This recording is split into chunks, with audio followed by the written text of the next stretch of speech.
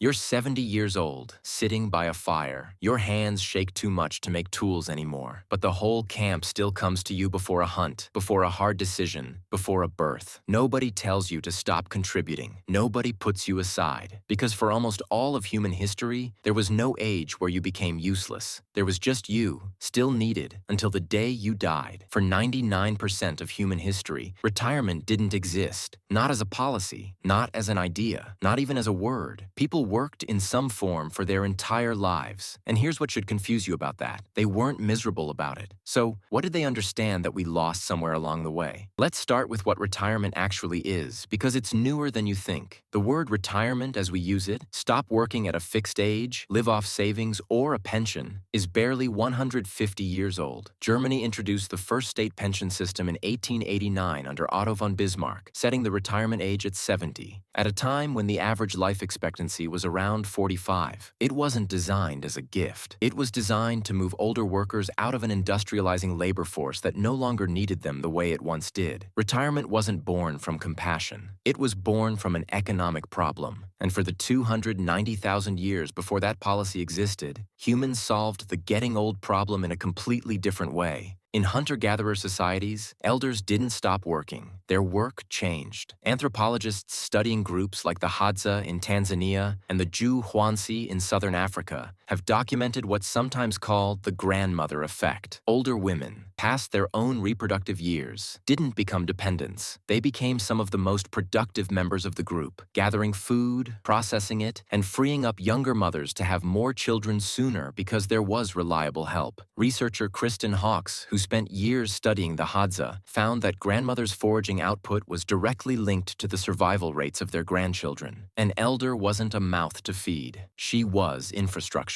Older men followed a similar shift, not a stop. As physical strength declined, their role pivoted toward tool-making, teaching, tracking knowledge, and decision-making. The person who could no longer run down an antelope for 6 hours was often the person who knew exactly where the herds would be in a drought, because they'd already lived through 3 of them. Knowledge compounded with age, and in a world with no books, no internet, and no external memory, a person's stored experience was one of the most valuable resources the group had. This is the part that's easy to miss. In small bands of 15 to 50 people, everyone's contribution was visible and specific. There was no such thing as a job you could age out of, because there was no job in the first place, just a set of needs, and people filling them according to what their bodies and minds could still do. A person's usefulness didn't disappear at 60. It just changed shape. Later, industry entered the picture. Farming required sustained physical labor, plowing, hauling, repetitive strain on the body for decades. And unlike foraging, farm labor didn't bend easily around an aging body. You couldn't pivot as gracefully when your entire livelihood was tied to how much you could physically lift and carry. By the time factories arrived in the 1800s, the mismatch became impossible to ignore. Industrial labor demanded a specific kind of body, strong, fast, replaceable. And once a worker's body couldn't keep pace with a machine, there was often nowhere left for them in the system. Bismarck's pension wasn't solving the problem of aging. It was solving the problem of an economy that had stopped knowing what to do with older people. And that created something ancient humans never had to deal with: a hard cutoff. One day, you're a contributing part of the system. The next, by policy, you're not. Sociologists call this phenomenon role exit, the sudden loss of identity and purpose that comes from an abrupt, externally imposed stop. Studies on retirement transition consistently find a spike in depression, loss of purpose, especially for those whose entire identity had been built around their job. This isn't a coincidence. Humans evolved for gradual role change across a lifetime, not a cliff edge at 65. Here's what a lifetime actually looked like in a hunter-gatherer band. As a child, you learn by watching, copying elders, practicing skills that don't matter yet, but will. In your teens and 20s, your body is at its peak, and you take on the most physically demanding work. Long hunts, long treks, heavy carrying. In your 30s and 40s, your labor stays high, but your knowledge starts to outweigh your raw physical output. You're now the one teaching the teenagers. In your 50s, 60s, and beyond, your physical contribution tapers, but your social and cognitive role often grows. You become the keeper of stories. There's no point on this timeline where the answer to what do you do now is nothing. Anthropologist Blaffer Hrdy has argued that humans are unique among primates for relying on alloparenting,